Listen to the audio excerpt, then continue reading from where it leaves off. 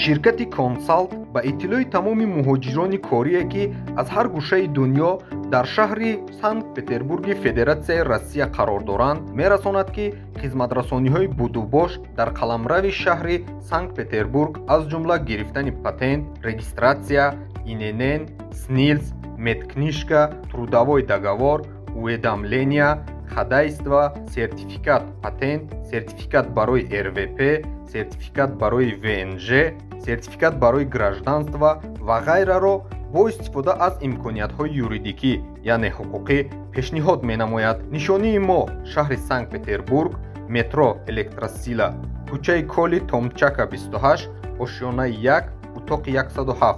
Телефон барои тамос +7 999 99 99 219.